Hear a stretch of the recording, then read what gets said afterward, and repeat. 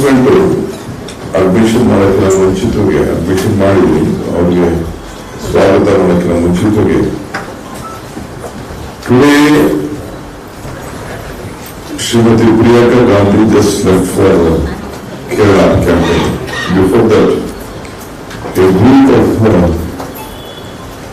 citizens of Bangalore South with lot of pain they came and met Srimati Priyanka Gandhi. Priyanka Gandhi ಅವರನ್ನ ಇವತ್ತು ಬೆಳಗ್ಗೆ ಒಂದು ತಂಡ ಗುಲ್ಲಾಜ bank Vashishtha bank ಇವೆಲ್ಲ ಸುಮಾರು 3,000ಕ್ಕೂ ಹೆಚ್ಚು ಜನ ಯಾರನ್ನು ನೋಡೋಣ ಅನುಭವಿಸಿದ್ದಾರೆ. ಎಷ್ಟು ಜನ ಒಟ್ಟು 200 ಜನದ ಮೇಲೆ ಸತ್ತೋಗಿದ್ದಾರೆ. ಒಟ್ಟಿಗೆ 3 ಲಕ್ಷ ಜನ ಡೆಪಾಸಿಟರ್ಸ್. 3 ಲಕ್ಷ ಜನ ಡೆಪಾಸಿಟರ್ಸು ಈಗ 200 ಜನ ಸತ್ತೋಗಿದ್ದಾರೆ. ಬಿಜೆಪಿ ಸರ್ಕಾರ ಇದ್ದಾಗ ದೊಡ್ಡ ಹೋರಾಟ ಆಯಿತು. ಅಸೆಂಬ್ಲಿಯಲ್ಲಿ ಅವರು ಮಾತು ಕೊಟ್ಟಿದ್ರು, ನಾವು ಸಿಬಿಐಗೆ ಆಗ್ತೀವಿ ಅಂತ. ಅವ್ರು ಆಗ್ಲಿಲ್ಲ. ಬ್ಯಾಂಕ್ ದೃಷ್ಟಿಯಿಂದ Karnataka government decided to give it to the CBI because after some criteria the bank's issue has to be dealt by the CBI.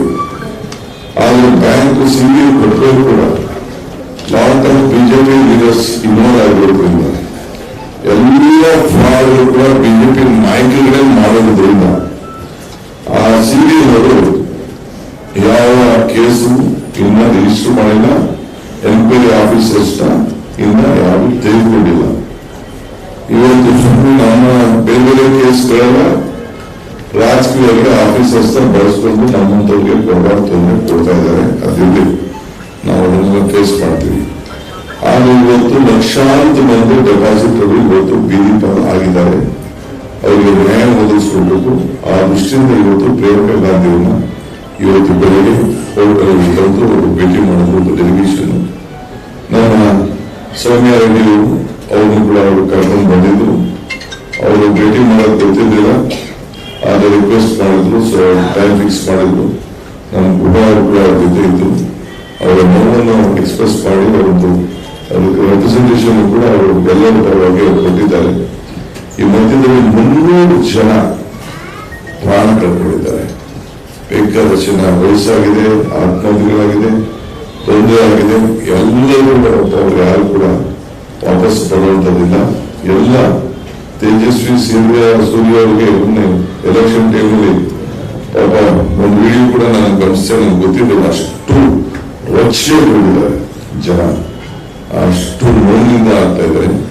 So ಅದಕ್ಕೆ ನನಗೆ ಪ್ರಿಯಾಂಕಾ ಗಾಂಧಿ ಅವರು ಮುಖ್ಯಮಂತ್ರಿಗಳಿಗೆ ನಾನು ಪತ್ರ ಬರೀತೇನೆ. ಮುಖ್ಯಮಂತ್ರಿಗಳಿಗೆ ಹೇಳ್ತೇನೆ, ಅವರು ಮಾಡಲಿ ಬಿಡ್ಲಿ, ಒಂದು ಸಪರೇಟ್ SIT ನಾನು ಮಾಡಿಬಿಟ್ಟು, ಯಾಕೆಂದ್ರೆ ಅವರು ಸರಿಯಾದ ರೀತಿಯಲ್ಲಿ ನಮಗೆ ನ್ಯಾಯ ಒದಗಿಸ್ಕೊಳ್ಳೋದು ಕಾಣ್ತಾ ಇಲ್ಲ. ಅದಕ್ಕೆ ನಾವು ಪ್ರತ್ಯೇಕವಾದಂತ ಅವ್ರು ಮಾಡಲಿಲ್ಲ ಅಂತಂದ್ರೆ ನೀವೇ ಅದಕ್ಕೆ ಅವ್ರಿಗೆ ನ್ಯಾಯವನ್ನು ಒದಗಿಸ್ಕೊಳ್ಬೇಕು. ಒಂದು SIT ಅಷ್ಟೇ ಮಾಡಬೇಕು, ಕಾನೂನು ರೀತಿ ಕೈಗೊಳ್ಳಬೇಕು ಅಂತೇಳಿ ನಮ್ಮ ಮುಖ್ಯಮಂತ್ರಿಗಳಿಗೆ ಅವರು ಸೂಚನೆಯನ್ನ ಕೊಟ್ಟಿದ್ದಾರೆ. ನನಗೂ ಕೂಡ ಕರೆದು ಹೇಳಿದ್ದಾರೆ. ಇದನ್ನ ಚುನಾವಣಾ ಆದ ತಕ್ಷಣ ಇದ್ರ ಬಗ್ಗೆ ಒಂದು ತೀರ್ಮಾನವನ್ನು ತೆಗೆದುಕೊಂಡು ಈ ಜನರಿಗೆ ನ್ಯಾಯವನ್ನು ಕೊಡಿಸುವಂತ ಕೆಲಸವನ್ನ ನಾನು ಮಾಡ್ತೇನೆ. ಧೈರ್ಯದಿಂದ ತಾವೆಲ್ಲ ಇರಬೇಕು. ನಿಮ್ಮ ನೋವು ಕಷ್ಟಪಟ್ಟು ಕೂಲಿ ಮಾಡಿ ಇದನ್ನ ಉಳಿಸ್ಕೊಂಡು ಸೇವಿಂಗ್ ಮಾಡಿಸ್ಬಿಟ್ಟು ತಾವೆಲ್ಲ ಉಳಿಸ್ಕೊಂಡಿದ್ದ ತರ ಇವತ್ತು ಬಿಜೆಪಿಯ ಮುಖಂಡರ ಪಾಲಾಗಿದೆ. ದಯವಿಟ್ಟು ಇಂಥ ಅನ್ಯಾಯ ಹಾಕಬೇಕಾಗಿತ್ತು. ನಮ್ಮ ಇಡೀ ಒಂದು ಸೌಹಾರ್ದ ಒಂದು ಬ್ಯಾಂಕ್ ಸಿಸ್ಟಮ್ ಇದೆ. ಇಂಥ ವಿಚಾರದಲ್ಲಿ ಮುಂದಕ್ಕೆ ಯಾವ ರೀತಿ ಒಂದು ಕಟ್ಟುನಿಟ್ಟಿನ ಕ್ರಮವನ್ನು ಕೈಗೊಳ್ಳಬೇಕು ಅನ್ನೋದನ್ನ ನಾವು ತೀರ್ಮಾನವನ್ನ ನಾವು ಮಾಡ್ತೇವೆ. ವಿಶ್ವಾಸ ಇರಲಿ. ಇಷ್ಟು ಮಾತ್ರ ಈ ಸಂದರ್ಭದಲ್ಲಿ ನಾನು ಹೇಳ್ತಾ ಇದ್ದೀನಿ. ಈಗ Sir, you are talking about Guru Raghavendra. yes.